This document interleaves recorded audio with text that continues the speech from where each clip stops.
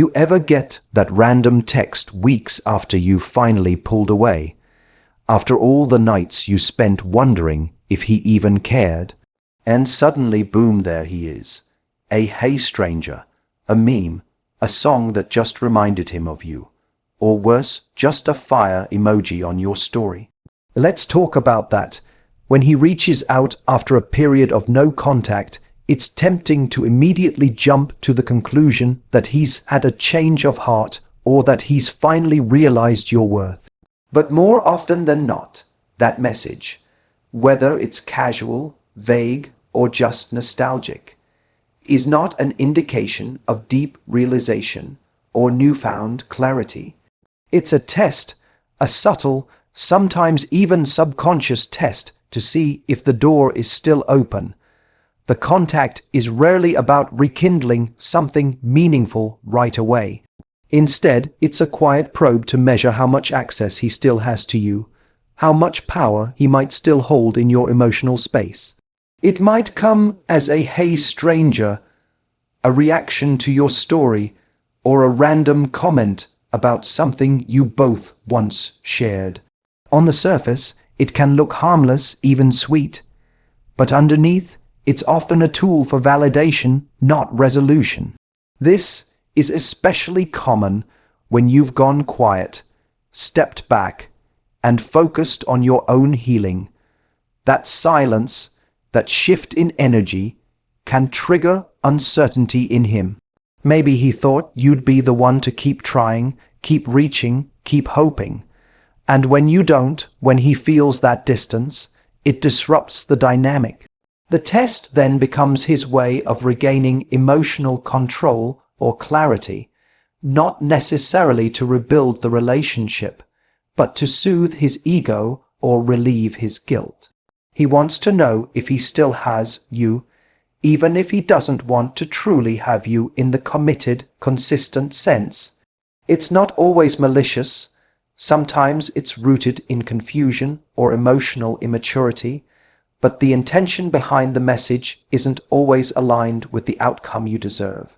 What makes this test so effective and so dangerous is that it plays on hope. It stirs the emotional waters just enough to reignite feelings, to make you second guess the progress you've made. It lures you back into the possibility of something more, even if nothing has changed. You might find yourself analyzing every word, every emoji, every pause between texts. You wonder if this is the beginning of something new, when in truth, it might be the recycling of something unresolved. When someone truly wants to come back into your life with intention, they lead with clarity. They express remorse, they explain, they ask for space to talk and connect again in a meaningful way. They don't test you with cryptic messages, they speak plainly, because their goal is not to tease but to rebuild. Understanding that his outreach is often a test helps shift your perspective. It removes the illusion that he's doing something deeply vulnerable or romantic. It helps you see that he might be more interested in the reaction than the relationship. If you reply quickly, if you're warm and open, if you fall back into familiar patterns, that gives him the answer he's looking for. It shows him you're still there emotionally, even if he's not offering anything different. That confirmation can be satisfying for him, but it can be destabilizing for you. It can reopen wounds and put you back in a cycle you worked hard to exit. This is why your response matters so much, not because you're playing a game, but because you're protecting your peace. When you recognize the test for what it is, you're able to pause and ask yourself what you want from this interaction. Do you want to reopen this chapter? Has anything actually changed? Or is this just another emotional breadcrumb that leads you nowhere new? Understanding that these moments are tests reframes the narrative. Instead of seeing them as signs of renewed love, you begin to view them as checkpoints for your own growth.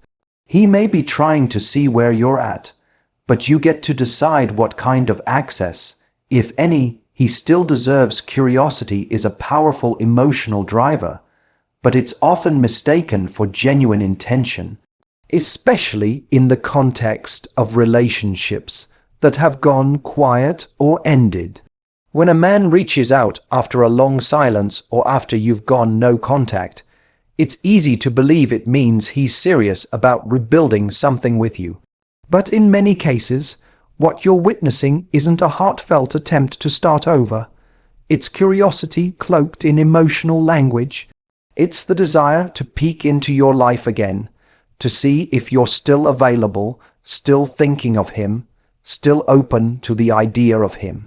This curiosity is often not connected to any real plan to do the work that a meaningful relationship requires.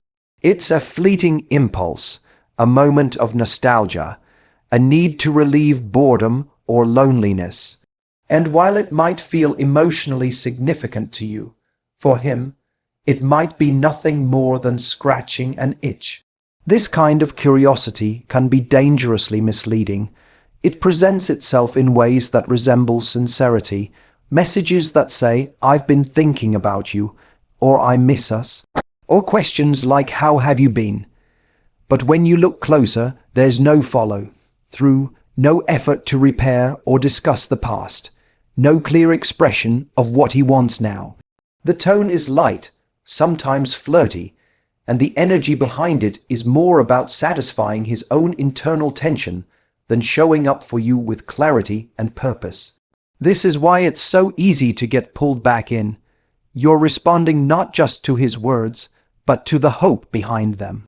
And if you still have unhealed feelings or unresolved questions, his curiosity can trigger a deep emotional spiral in you, one where you start analyzing everything and holding onto the idea that this is the beginning of something new.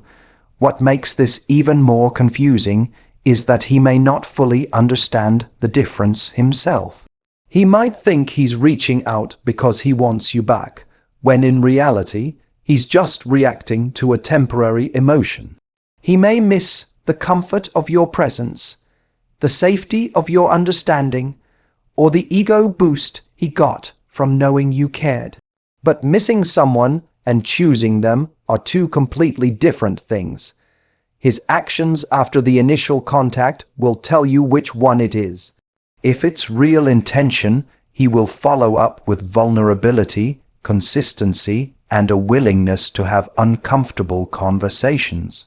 If it's just curiosity, the interaction will stay shallow, occasional, and non-committal. This is why you need to look at the pattern, not just the moment. One heartfelt message means very little if it's not followed by sustained effort. One late night text doesn't mean he's ready to step back into your life in a healthy way. It just means he's curious about where you stand, and that curiosity is often more about him than it is about you. It's about his discomfort, his uncertainty, his emotional restlessness. It has very little to do with honoring you or what you need to feel safe and respected in a relationship. So when you receive that message, that sudden ping from the past, ask yourself, is he showing up with real purpose, or is he just looking for reassurance that he still holds a place in your heart? Curiosity can feel flattering in the moment, but if it isn't paired with meaningful intention, it leaves you right back where you started, wondering, waiting, and hoping for more than he's willing to give. Knowing this distinction protects you from falling into cycles where you confuse emotional crumbs for genuine love. When you can tell the difference between curiosity and commitment, you stop accepting half-effort gestures as signs of transformation. You start valuing yourself enough to wait for someone whose interest runs deeper than just wanting to know. If you've moved on without them, your response in the aftermath of no contact is more than just a reaction to his message. It's a reflection of how much you've healed, how far you've come, and how well you've learned to protect your peace. When someone reaches out after being silent, absent, or inconsistent, it's not a test of their character anymore. That moment becomes a mirror for you, a way to see whether you still operate from a place of lack, fear, or emotional dependency, or whether you've finally reclaimed your value and clarity. There was a time when even a small sign from him would have sparked excitement. The message would have felt like hope, like a signal that maybe he finally realized what he lost. You might have typed back within seconds, overthinking every word, putting energy into trying to reignite something that never fully burned in the first place.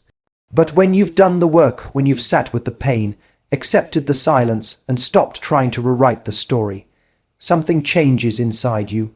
You begin to respond differently, not because you're trying to be cold or play games, but because you're not willing to compromise your peace anymore. The urgency fades. The need to explain yourself again disappears. You stop needing to make him see your worth because you already see it yourself. This shift isn't about revenge or indifference. It's about boundaries. It's about choosing to be the person who doesn't lower their standards just because someone returns with minimal effort. When your healing is real, you don't ignore patterns just because the person feels familiar. You don't confuse attention with love. You don't romanticize a momentary impulse and call it a second chance. How you respond becomes your statement. It tells him, and more importantly, it tells yourself, that you're not that same person who begged for clarity, who tolerated inconsistency, who made excuses for emotional breadcrumbs. It doesn't matter whether you reply right away or not at all. What matters is that your energy has changed. You're no longer available in the same way, and that shift can be felt. People sense when they've lost their emotional grip on you. They sense when they can no longer control your mood with a message or keep you stuck in limbo with just enough interaction to keep you hoping. And your response, or lack thereof, disrupts that dynamic completely. This is what growth looks like. It's not loud. It's not about cutting people off with anger or dramatic declarations. It's in the calm, quiet decision to no longer participate in something that once hurt you. It's the internal pause where you ask yourself not what he wants, but what you need. Does this contact serve your healing, your peace, your future? Or is it pulling you back into confusion, cycles, and second guessing? The version of you that existed before no contact might have been tempted to reopen the door, hoping things would be different. But the version of you now doesn't just respond for comfort or validation. You understand that not every message deserves your energy. Not every comeback deserves a welcome. And this isn't about being cruel or unforgiving. It's about being aligned with your own growth. It's about honoring the emotional labor you've already done and refusing to go backward just because someone decided to reappear without real intention. The most powerful thing you can do after no contact is to maintain the clarity that no contact gave you. Because sometimes the message isn't a new beginning, it's just a test. And your healed response is the answer that says you're no longer the version of yourself who settles for emotional fragments disguised as reconnection.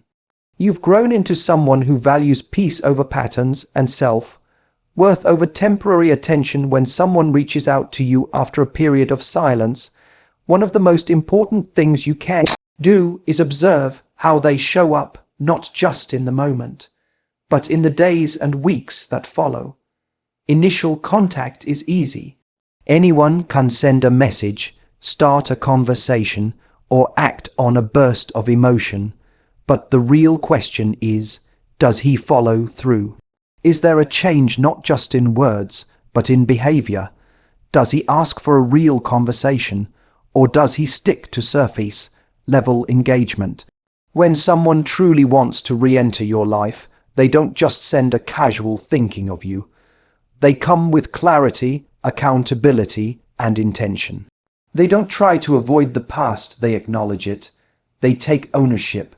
They want to rebuild something real, and they're willing to have the uncomfortable conversations that come with that. The biggest sign that someone is serious about reconnecting isn't in what they say When they first reach out, it's in what they do next. Are they consistent? Do they initiate plans to meet in person? Do they express a desire to listen to how their actions affected you? Or do they drop a few emotional breadcrumbs and disappear again, waiting to see how you'll react before deciding whether or not they want to continue? That kind of behavior isn't about connection. It's about control. It's about seeing if they still have access, if you'll still respond, if they still matter in your emotional world. But what you're looking for isn't someone who tests the waters. You're looking for someone who's ready to dive all the way. In consistency is one of the most underrated signs of true intention. It's not about dramatic gestures or emotional declarations. It's about showing up over and over with the same energy, with clarity, with patience, and with effort. When someone truly wants you back, they don't leave you guessing. They're not vague. They don't keep you wondering if the next message is coming. They don't leave you hanging between conversations for days, replying when it's convenient or when they're lonely. They make space for you. They want to rebuild trust. They recognize that your forgiveness, your attention, your time, those things are not owed. They must be earned, and this is why it's so important not to make decisions based on the initial outreach alone. That first contact may feel powerful, it may stir up a lot of feelings, but what matters more than how he starts is whether he stays.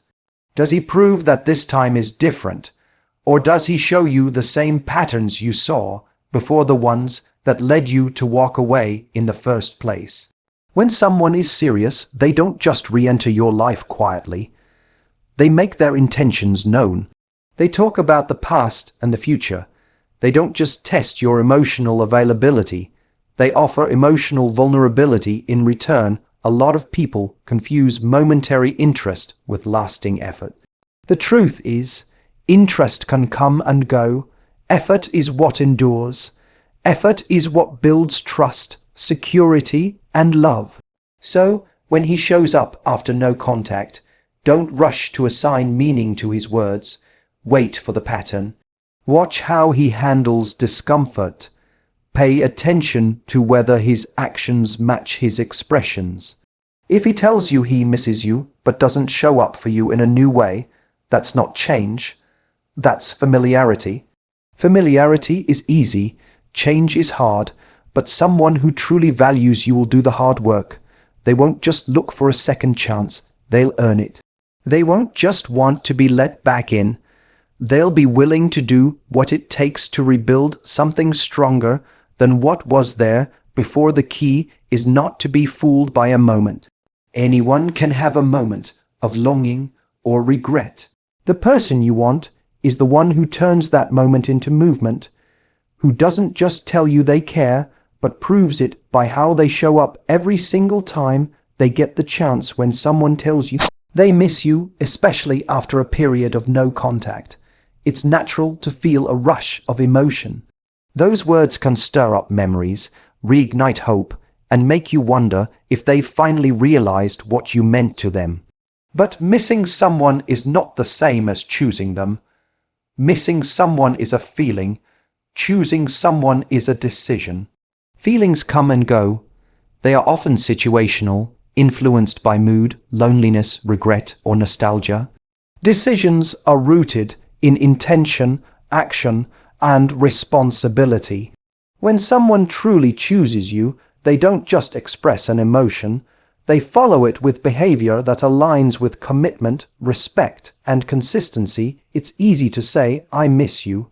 It's much harder to step back into someone's life and do the work of showing up in a new way. That requires maturity, vulnerability, and a willingness to face the things that broke the connection in the first place. When a man says he misses you but makes no effort to truly repair the relationship, what he's really doing is soothing his own discomfort. He might be missing the feeling of being loved, the attention, the familiarity, or the comfort you gave. He might be missing how you made him feel about himself. But if he's not choosing to move forward with clarity, honesty, and action, then his words are just that, words. They may be sincere in the moment, but sincerity alone doesn't build or rebuild a relationship. The problem is that so many people get caught up in the emotional high of being missed. It feels validating, especially if you've spent time wondering whether you ever mattered to them. When that message comes through, it can feel like proof that your absence had an impact. But if that message isn't followed by a real demonstration of changed behavior, it quickly becomes a trap. A moment that pulls you back into emotional confusion without offering anything real to hold onto. You start hoping again, waiting again, investing again in something that may never change. Choosing someone means being ready to step up. It means wanting to understand their pain, acknowledging your mistakes, and offering more than just affection. It means being willing to grow, to show up consistently, and to build something healthy. It's not just about wanting the person, it's about being ready for the kind of relationship they deserve. That's what you need to be listening for, not the words that are easy to say, but the actions that are harder to take. Are they trying to understand what went wrong? Are they asking how they can show up better? Are they willing to take things slow, to rebuild trust, to be uncomfortable if that's what healing requires? If all you hear is that he misses you, but he's not asking to see you, not planning real conversations, not showing up in ways that matter, then he's not choosing you. He's just expressing a feeling. And that's not enough. You've already felt the consequences of being with someone who could say the right things but didn't follow through. You know the weight of getting your hopes up only to be disappointed by the same patterns. That's why now your standard has to be higher. Missing, you should be the beginning, not the end of his effort. It should be the thing that wakes him up to what he lost and inspires him to take real steps to earn another chance. You're not here to be an emotional safety net. Someone who's always available whenever he feels a wave of regret. You're here to build a relationship that's grounded in mutual effort and emotional security. That starts with recognizing that emotions aren't enough. Wanting someone isn't enough. Missing someone isn't enough. Choosing someone looks like planning, showing up, listening, and committing. It's not just about having feelings. It's about what he's willing to do with those feelings once he has them. The moments after no contact can be some of the most emotionally confusing and vulnerable times, especially when he suddenly reaches out.